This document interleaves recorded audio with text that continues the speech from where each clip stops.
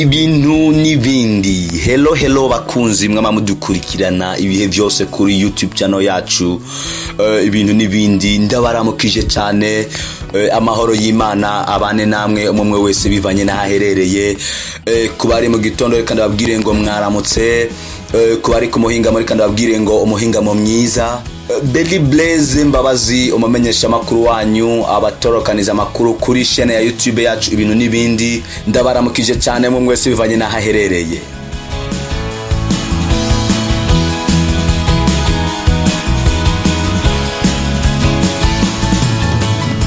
Uyu munsi nkabanje kuvugana namwe amwe mu makuru twashoboye kubatorokaniriza atandukanye. Cyo gituma wewe utaragera subscribe canke sabone kuri chaîne yacu ya YouTube, ndaguhamagariye gufyonda kuri subscribe ku bafise ama telefone ari mu Cyongereza, canke sabone ku bafise ama telefone ari mu Gifaransa. Uce wongera ufyonde ku gakengeri kari buryo kugira ngo igihe cyose dushize ko amakuru uzewame uyakurikirana mu bambere, ntuze wigere ucikwa n'amakuru tubashikiriza. Mukanya gato turagarutse kugira ngo tubashikirize amakuru twagerageje kubatorokaniriza kuri uno munsi.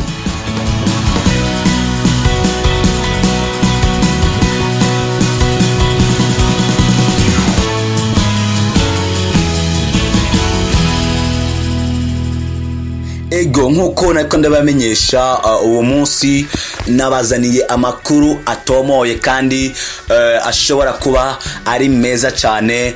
Muti rero twabateguriye amakuru avuga iki.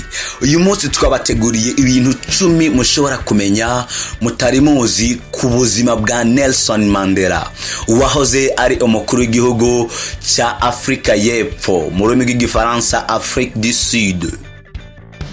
Nelson Mandela yari yavutse itariki 18 Mukakaro 1918 acapfa itariki 5 Kigarama 2013. Yari intwari, indongozi y'umunyepolitike akunda abantu bose wo mu gihugu cya Afrika y'Epfo.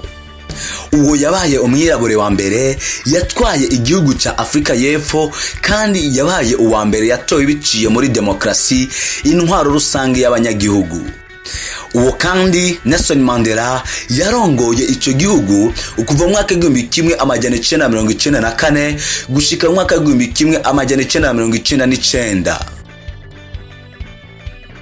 Ku ntwaro yiwe Nelson Mandela yihatiye gukuraho amacakubiri yo kurukoba, apartheid mu Gifaransa, yari yaragisibije kuko wewe yashaka ko abazungu n'abirabure basubiza hamwe. Yari afise ibyumviro byo gukunda igihugu kandi yarongoye umugambwe ANC mu mwaka 1991 gushika mu mwaka 1997. Nkuko twariko turabibamenyesha mu ntangamarara y'ano makuru, ngibi rero ibintu 10 twashoboye kubatorokaniriza kubijanye n'ubuzima canke amateka yaranze umuhisi Nelson Mandela. Cyambere izina ryiwe rya mbere ntabwo ryari Nelson Mandela. Mandela yahora yitwa Lolihara, risobanura gukwega ishami ry'igiti, ariko kubera abigisha b'abazungu byabagora kuvuga iryo zina, baciye batangura kumwita Nelson, izina ry'umusirikare w'umwongereza Horatio Nelson, kandi iryo zina ryaciye ribandanya kuba izina ryiwe. Ivyo byarabaye no ku bana benshi b'Abanyafrika mu myaka y'1920. Abigisha b'abakoroni bibananiye gusubiramwo amazina y'abana, baca babaha ayandi mazina y'Icongereza aborohereza gusubiramwo. Ikigira kabiri, yarahunze umuryango wiwe. Mandela niwe yari muto mu bahungu bavukana, kandi yari umworozi w'ibikoko. Mu mwaka 1941 Mandela na muvyara we Justice barahunze bava muhira iwabo kuko banka ko abavyeyi babo babaha abagore baticaguriye canke abagore batari bashimye. Mandela yize ku ishure ry'abamissionnaire yitwa Fort Hare, aho yirukanywe ahogwa kuba yarateguye iyegeregere canke ico twokwita mu Gifaransa grève, yiyamiriza itegeko abazungu bari bashinze kuri iryo shure. Ikigira gatatu twoshora kwamenyesha mu mateka ya Nelson Mandela nuko yahuye n'ibibazo bikomeye mu buzima bwiwe. Mu mwaka w'igihumbi kimwe amajana 1944 niho yubakana n'uwo yakunda Evelyn Toko Mase, ariko umubano wabo wagumye uhungabanywa n'ibibazo byari mu gihugu ico gihe. Umwana wabo wa kabiri makaziwe yapfuye afise amezi 9 igihe Mandela yari mwibohero. Mu mwaka w'igihumbi kimwe amajana 1969 umwana wabo yitwa Madiba Tembekile azwi kwitazirano rya Tembi niho yahitanywe n'isanganya ry'imodoka. Ubundi mwana wabo nyene yitwa Magatolewanika yishwe na sida mu mwaka wa 2005. Mandela yahavuye aronka abandi bana babiri ku mugore wa kabiri yitwa Winnie, yaronse abuzukuru 200 n'abuzukuruza benshi cyane. Aho mushobora kumva yuko nubwo mu nyuma Mandela yahavuye agira umunezero atewe n'abuzukuru, mu myaka yiwe ya mbere yagize umubabaro bivanye nuko yabuze abana yari yaronse bari kumumara umubabaro. Ikigira kane caranze ubuzima bwa Nelson Mandela nuko yarafise umunsi w'akaruhuko wamwitiriwe. Mu mateka y'abanyepolitike canke y'abakuru b'ibihugu si kenshi tubona umuntu afise umunsi witiriwe izina ryiwe. Tubizi ku bakuru b'ibihugu bake cyane bo muri Afrika nko kuri Robert Mugabe yahoze arongoye igihugu ca Zimbabwe, no kuri Nelson Mandela yarongoye igihugu ca Afrika y'Epfo.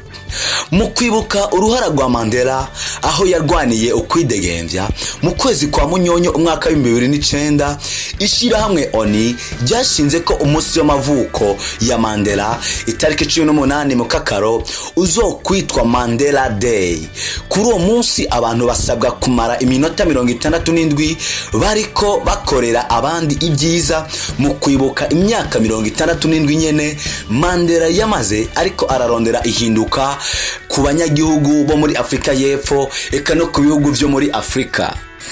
Ibintu nibindi YouTube channel yacu nitwe tuko turabashikiriza amakuru umutari muzi ku buzima bwa Nelson Mandela. Ndakwibutse wowe utaragira subscribe ugira subscribe canke sabone hamufyonde ku gakengeri kugira ngo amakuru tuzorungika ubutaha aze agushikire bikoroheye cyane. Ikigira gatanu mwoshobora kumenya ku buzima bwa Mandela nuko ugutogwa kwa Mandela nk'umukuru w'igihugu kwahinduye ibintu byinshi muri Afrika y'Epfo eka ndetse no muri Afrika yose. Ugutogwa kwa Mandela nk'umukuru w'igihugu mu mwaka w'igihumbi kimwe amajana 1944 kwabaye ukudasanzwe kubera impamvu zine canke zirenga. Ngizi impamvu nkuru zine twashoboye kubatorokaniriza zigaragaza inyungu y'ugutogwa kwa Mandela nk'umukuru w'igihugu. Iya mbere, yabaye umukuru w'igihugu ca Afrika y'Epfo wa mbere yabonetse biciye mu matora. Iya kabiri, yabaye umukuru w'igihugu wa mbere w'umwirabure yashoboye gutwara ico gihugu ca Afrika y'Epfo mu gihe abakuru b'ibihugu ba mbere bose baba ari abazungu. Yabaye umukuru w'igihugu wa mbere yatowe akuze kuruta abandi. Ikigira gatatu, yabaye umukuru w'igihugu wa mbere yatowe akuze kuruta abandi. Ikigira kane, mu mwaka w'igihumbi kimwe amajana 1963 aho bahamba umukuru w'igihugu ca Amerika John F. Kennedy, ibirori byo kwimika Mandela nivyo birori bivugwa yuko byitabwe n'abakuru b'ibihugu benshi kurusha ibindi birori by'abandi bakuru b'ibihugu bitandukanye. Ngiki ikigira gatandatu twabatohoreje ku mateka yaranze Nelson Mandela. Yarahawe agashimwe kitiriwe amahoro. Mandela yararonse agashimwe kitiriwe amahoro mu gifaransa Prix Nobel mu mwaka w'igihumbi kimwe amajana 1993 kuko yashoboye gukuraho intwaro kajyanisha imiryango ya apartheid adakoresheje igikenye hagati y'abazungu n'abirabure, kandi ni nawe yatanguje intwaro ya demokarasi, intwaro rusangi y'abanyagihugu. Yararonse n'ubundi bushimwe bushika ku majana 250 bivanye no ku bikorwa byiza yari yakoze muri ico gihugu ca Afrika y'Epfo eka no mu bindi bihugu bya Afrika. Ikigira indwi ushobora kumenya kuri Nelson Mandela nuko yubakanye n'umugore yahoze ari umugore w'umukuru w'igihugu. Vyagenze gute? Mu mwaka w'igihumbi kimwe amajana 1986 igihe umukuru w'igihugu ca Mozambique ahitanywe n'isanganya ry'indege, umugore wiwe Grace niho yatanguye kuvugana na Mandela. Inyuma yaho imigenderanire irakomera, Mandela na Grace bivamwo kuba abakunzi, baca bubakana mu mwaka w'igihumbi kimwe amajana 1996 kandi bombi baritavye ubukwe bwa Robert Mugabe muri Zimbabwe. Aho rero muca mwumva ko uwo mugore Grace yabaye umugore w'abakuru b'ibihugu babiri. Ikigira umunani twashoboye kwatohoreza ku makuru ya Nelson Mandela ni ikintu gitangaje cyane, bivugwa yuko yarashoboye kwiyoberanya. Igihe Mandela yari mu rugamba rwo kugwanya apartheid, byamusaba ko aguma yiyoberanya kuko kenshi yihindura umushoferi. Ibinyamakuru bitandukanye byamutaziriye izina inkingi y'abirabure kuko yari afise ubuhinga bwo guhunga abapolisi b'abakoloni ico gihe. Mu gitabo cyitwa Long Walk to Freedom, Nelson Mandela ubwiwe yavuze ati, nahindutse ikiremwa cy'ijoro, ku murango naguma ninyegeje, akazi kanje nagakora ijoro ritanguye. Muca mwumva yuko ntibyamworoheye cyane kuko ibikorwa yakora yabikora mu masaha y'ijoro, amasaha byari ngombwa yuko ashobora kuba aruhutse. Ikigira 9 ku buzima bwa Nelson Mandela, yari umushingwamanza. Yize igisata cy'amategeko kuri kaminuza yitwa Witwatersrand yo muri Johannesburg, kandi yabaye umushingwamanza wa mbere w'umwirabure yatowe mu mwaka w'igihumbi kimwe amajana 1952 ku ntwaro y'abazungu, kuko ico gihe nta mwirabure yashobora gutogwa ngo abe umutegetsi mu bategetsi bashobora kuba boshinga amategeko y'igihugu. Ariko Nelson Mandela bivugwa neza yuko ari yo mushingwamanza wa mbere yatanguye gutogwa muri ico gihe. Inkuru y'icumi ari nayo ya nyuma twashiye kubatorokaniriza ku buzima cyangwa ku mateka yaranze Nelson Mandela, nuko yakurikiranwa na Amerika nk'umuntu w'iterabwoba cyangwa umuteroriste mu rurimi rw'igifaransa. Mandela n'abandi bantu bo muri ANC umugambwe Yarongoye bari bashyizwe ku rutonde rw'abakurikiranwa na Amerika nk'abantu bakora iterabwoba ku bazungu kubera urugamba barimwo rwo kugwanya apartheid, y'amacakubiri y'amoko yari yarazanywe n'abazungu.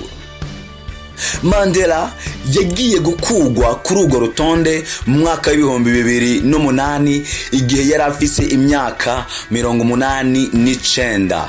Muca mwumva yuko Mandela nubwo yashoboye gutwara igihugu mu myaka itarenga 5, byaramugoye cyane kugira ngo ashobore kuba yoshika ku ntsinzi ya demokarasi. Nuko rero bakunzi mwariko muradukurikirana kuri YouTube channel yacu ibintu n'ibindi, aha niho amakuru twari twabateguriye ku buzima bwa Nelson Mandela agarukiye. Ego Imana yo mwijuru ishishikare kubazigama cyane umwe wese bivanye na haherereye. Jewe Belly Blaze Mbabazi nijene ko ndabashikiriza. Ndagutumirire ntuve kuri YouTube yawe udakanze kuri j'aime cyangwa like cyangwa udapartage aya makuru ngo uyasangize inshuti yawe. Nuko aya n'ayandi tuzosubira naho utaha. Ciao.